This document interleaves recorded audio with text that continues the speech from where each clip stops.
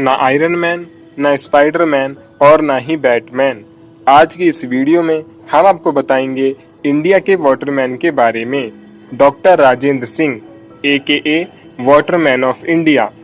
राजेंद्र सिंह जी ने ऐसा क्या किया कि लोग उन्हें वाटरमैन ऑफ इंडिया के नाम से जानते हैं। आइए इसके पीछे की पूरी कहानी को जानते हैं। राजेंद्र सिंह जी का जन्म उत्तर प्रदेश के बागपत जिला के डोला गांव में हुआ। वो अपने 7 भाई बहनों में सबसे बड़े थे। उनके पिताजी एक किसान थे। उन्होंने अपनी शुरुआती स्कूली शिक्षा इसी गांव से की। हाई स्कूल पास करने के बाद राजेंद्र सिंह जी ने भारतीय ऋषिकुल आयुर्वेदिक महाविद्यालय से आयुर्विज्ञान में डिग्री हासिल की। इसके बाद राजेंद्र सिंह डॉक्टर राजेंद्र सिंह बन गए। उन्होंने MA हिंदी के लिए कॉलेज में प्रवेश ले लिया और अपनी पढ़ाई पूरी करने के बाद वो 1980 में सरकारी सेवा में एक national service volunteer for education के रूप में जुड़े। वहीं से उन्हें अडल्ट एजुकेशन स्कूल के लिए नियुक्त कर लिया गया। इसी बीच वो एक तरुण भारत संघ नामक संस्था से भी जुड़े। दरअसल यह संस्था 1978 में जयपुर यूनिवर्सिटी द्वारा बनाई गई थी, लेकिन पिछले सालों में पूरी तरह से सो चुकी थी। राजेंद्र सिंह जी ने इस संस्था को वापस जिंदा किया। 3 सालों में वो इस संस्था के जनरल सेक्रेटरी बन गए। उन्होंने काफी मुद्दों पर संस्था की नाकाबिलियत पर सवाल उठाए। इसी वजह से 1984 में बाकी सभी सदस्यों ने इस्तीफा दे दिया, लेकिन राजेंद्र सिंह जी पीछे नहीं हटे और उन्होंने नोमैड्स ब्लैक स्मिथ के समूह के लिए काम करना शुरू किया। इस बीच वे लोगों के साथ मिलकर काम करने के लिए बहुत प्रेरित हुए। हालांकि काम पर वापस जाने के बाद वे लोगों के विकास के बारे में ही सोचते रहते और उनके लिए बड़े स्तर पर कुछ न कर पाने की वजह से निराश रहने लगे। इसी कारण उन्होंने विवाह के कुछ सालों बाद ही नौकरी छोड़ने का निर्णय ले लिया। उन्होंने घर का सामान बेचकर 23,000 रुपए जमा किए। इस पूंजी को लेकर वो अपने तरुण भारत संघ के 4 साथियों के साथ राजस्थान के लिए निकल गए। उन्होंने राजस्थान बस में अंतिम पड़ाव का टिकट लिया। बस का अंतिम पड़ाव अलवर जिले में थाना गाजी तहसील का किशोरी गांव निकला। उन्हें पड़ोसी गांव भीकमपुरा में रहने की जगह मिल गई। कुछ समय में ही उन्होंने पास के गोपालपुरा गांव में एक छोटा आयुर्वेदिक सेंटर खोला और उनके सहयोगी मित्र गांव में शिक्षा को बढ़ावा देने के प्रयास में लग गए।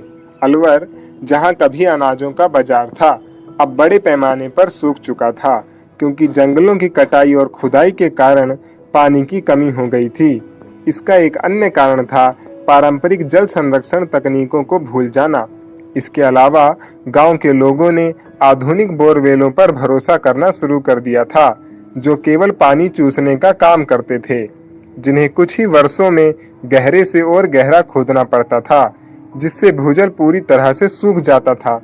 इसी बीच उनकी मुलाकात गांव के मंगूलाल मीणा से होती है, जो राजेंद्र जी को बताते हैं कि शिक्षा की तुलना में राजस्थान के गांवों में पानी एक ज्यादा बड़ा मुद्दा है। उन्होंने ही राजेंद्र जी को खुद अपने हाथों से जोहड़ और मिट्टी के चक बांधों पर काम करने के लिए प्रोत्साहित किया। जोहड़ एक तरह का बड़ा गड्ढा ही होता है, जो बारिश आने पर पानी से भर जाता है और फिर धरती इस पानी को धीरे धीरे सोख लेती है। इसे परंपरागत रूप से वर्षा जल को स्टोर और भूजल को रिचार्ज करने के लिए हरियाणा, पंजाब, राजस्थान और यूपी जैसे उत्तर भारतीय राज्यों में उपयोग किया जाता रहा है। जोहड़ को हर जगह और हर भाषा में अलग नाम से जाना जाता है, जैसे हरियाणवी में जोहड़, राजस्थान में सरोवर, हिंदी में ताल या तालाब, इंग्लिश में पौंड और लेक और जैसलमेर में खादिन, जिसको लोगों ने पिछले कुछ सालों से छोड़ दिया है, जिसके नतीजे यह थे कि उस क्षेत्र में पिछले 5 वर्षों से भूजल नहीं था और इसी कारण इस क्षेत्र को डार्क जोन घोषित कर दिया गया था। राजेंद्र सिंह जी ने स्थानीय किसानों से जल संरक्षण के पारंपरिक तकनीकों को सीखना शुरू किया और उनके बाकी शहर के दोस्तों ने इसमें मैनुअली नहीं बल्कि अन्य रूप से भाग लिया। राजेंद्र सिंह जी ने गोपालपुरा के जोहड़ को सुधारने का सोचा। इसमें कुछ स्थानीय युवकों ने भी उनका साथ दिया और जब उस वर्ष मानसून आया तो जोहड़ बारिश के पानी से भर गया और जल्द ही सालों के सूख चुके कुओं में पानी आ गया। उनके इन प्रयासों से भूजल स्तर में वृद्धि होने लगी और इस क्षेत्र को डार्क जोन से व्हाइट जोन में बदल दिया गया। गोपालपुरा की इस कामयाबी के बाद उन्होंने कई पदयात्राएं करी, जिसमें उन्होंने गांव के लोगों को पुराने चेक डैम और जोहड़ को फिर से बनाने के लिए प्रेरित भी किया। और इसमें सबसे बड़ी सफलता थी भनोटा कौलियाली गांव की। यहाँ पर राजेंद्र सिंह जी ने एक नया जोहड़ बनाया और इस गांव को भी पहले की तरह कर दिया। राजेंद्र सिंह जी की जल संचयन पद्धति से बाढ़ और सॉइल इरोजन का खतरा भी कम होता है। उनके तौर तरीके काफी आसान और सस्ते हैं। उन्होंने बारिश के पानी को धरती में पहुंचाने की पारंपरिक तकनीक को आधुनिक ढंग से अपनाया है। इसी तकनीक से उन्होंने 6,500 से ज्यादा जोहड़ बनाए, हजारों से ज्यादा गांवों में पानी वापस लाने में सफल हुए, राजस्थान की 5 नदियों को भी पुनर्जीवित कर दिखाया। उनके इस काम के लिए उन्हें कई पुरस्कार भी दिए गए हैं, जैसे 2001 में उन्हें रमन मगसेसे अवार्ड मिला, 2005 में उन्हें जमनालाल बजाज अवार्ड मिला, 2008 में उनका नाम द गार्डियन की 50 लोगों की लिस्ट में आया जो इस धरती को बचाने के काम में लगे हुए हैं। 2015 में उन्होंने स्टॉकहोम वाटर प्राइज जीता, जिसे पानी का नोबेल प्राइज भी कहा जाता है। 2016 में उन्हें अहिंसा अवार्ड भी मिला। उनके नाम पर एक डॉक्यूमेंट्री फिल्म भी बनी है जिसका नाम है जल पुरुष की कहानी। तो ये थी हमारे वाटरमैन की कहानी।